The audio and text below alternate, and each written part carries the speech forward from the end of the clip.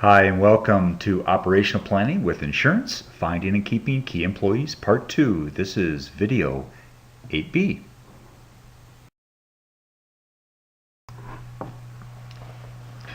A business owner's ability to find, hire, and keep key employees will play an important role in building a successful business.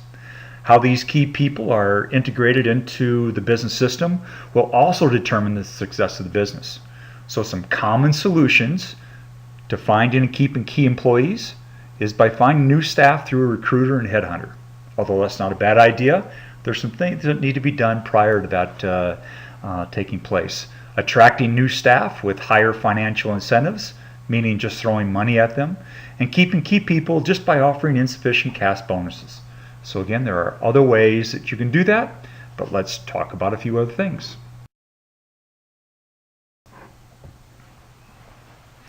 All right, let's just do a review of part 1 of finding and keeping key employees. We talked about a couple of things. One of them was the systems. It's important to understand why people are leaving. Finding out why they're leaving will certainly allow you to keep more people on board once you bring them in. It's also important to understand what's important in your business. What are the biggest revenue generating programs?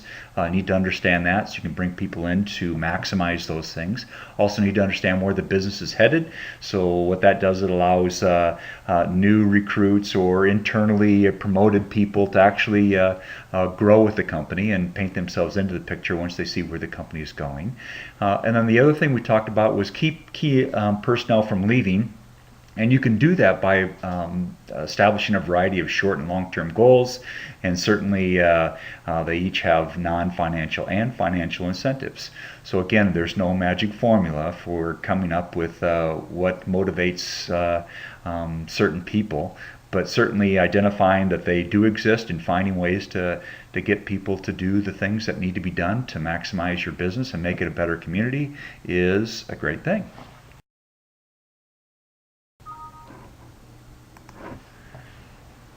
Ideally, when financial incentive programs are selected to help keep key employees from leaving, the product or the services, I guess, should benefit both the key person as well as the business. For example, protecting a business from the financial hardship that they would experience as a result of that key person becoming critically ill or disabled or even dying is really important.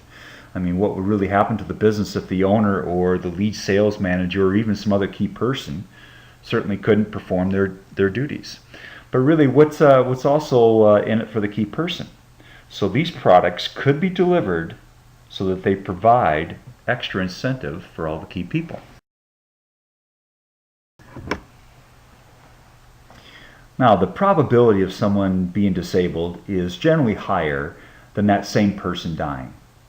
However, let's look at the probability of one 30-year-old that happens to be a key employee, and let's look at the probability that they'll be disabled for at least 90 days until the age of 65. So that number is 54%. Now, add to that 4 other key employees, and you'll see that it's 98%. So it goes from what's the probability that someone's going to be disabled that's 30 years old, and if there are 5 of them, to really when will it happen? Not if, it's just when it's going to happen. And obviously the probabilities change the older we get. So how can we get the best of both worlds with respect to disability? Well, certainly for the business, when you start protecting your key employees from disability, the premium costs are stable. Potentially it could be a tax-deducted business expense that can be a guaranteed issue. It also it can be a cost-effective way to reward and attract key people. Now, from the key employees' perspective, the premiums are paid by the employer, which is always a good thing, and then they can receive coverage without having to contribute it, and it may be portable. So again, depending how this is set up, there's lots of benefits for protecting them from a disability. Let's look at the next one. So looking at the chance or the probability of one of the key people, it could be 2 owners, it could be an owner and another key person.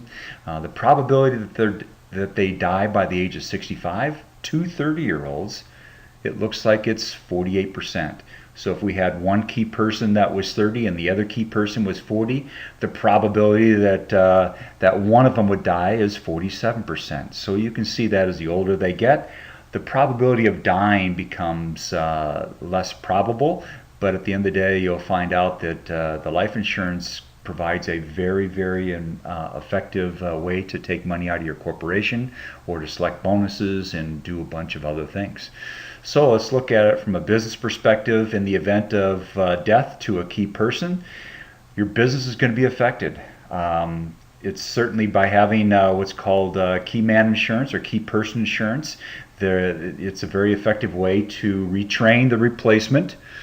Certainly deal with the creditors that are going to be looking at, they want their money back and so forth, and also reassure lenders that, that things are still okay. Fellow employees, they're wondering if the business is going to go under, and if there's investors, certainly losing one of those key people will certainly look at, they'll certainly have concerns about whether the business is going to continue or not.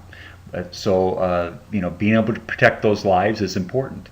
And then also without dying, you can actually use your life insurance program to actually pay tax efficient bonuses. And I'll explain that a little bit on the next slide here. But then looking at key employees, what's in it for them? Well, in the event of dying to the key person, that spouse could receive $10,000 tax-free benefit. Even though they are the insured, the business owner probably is the owner of the policy and the beneficiary, depending on how it's set up. But you'll see that there's a way that the businesses can provide some money into them as well. However, there's also another way, again, it all depends how it's structured, without dying, that the insurance can be transferable and also the bonuses can be received tax efficiently. So let's take a look at that.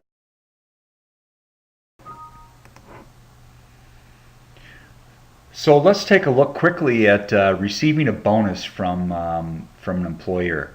So the conventional way is that the company pays the bonus to the key employee. Taxes are paid personally by the key employee at the highest marginal tax rate. That's conventionally how it's done. And there's a couple other ways that can be done as well, but that's typically how it's done. But using this non-conventional way, hence using insurance, the company pays all or a portion of the bonus into a corporately owned life insurance on the key person. So taxes are as low as 0%, again, all depending on the goal of the program, the structure of the life insurance, and also the strategy that's being put forth. And then all the investments that go inside the life insurance policy, they grow tax sheltered. So again, let's take a look at a couple of examples of how we've actually. Here are a couple of examples. There's lots of examples to look at, but here's a couple of examples that we've done of companies that we've worked with to make sure that they kept their key employees from leaving and kept them around. There's a small engineering company. We provided income replacement for a class of key people or key employees, and it just happens that there were 3 owners. And what we did is that the disability program that we put together was portable. They could take it with them. It's paid for by the corporation, and we grossed up the amount of coverage to offset the taxes. Okay, so one way that we helped keep some key employees around. And then there's certainly, we did for just one-offs, there was a medical professional. They expected about $100,000 over the next 7 years. So each year there was about $100,000. And so what we ended up doing is we just drastically reduced the amount of taxes. We increased the lifetime cash flow by 52%. So we more than surpassed his expectations there as well. And then we potentially provided 6 times more money to the estate upon death. So again, lots of stuff there that we've done, and there's lots more that we can share with you.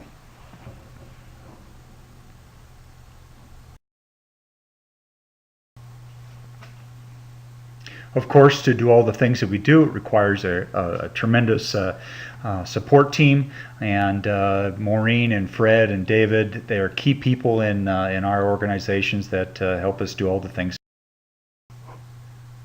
I'm sure there's lots that we can do to help your business grow, transition, and prosper. Certainly connect with us. We'd love to learn more about your business and find ways to overcome your challenges.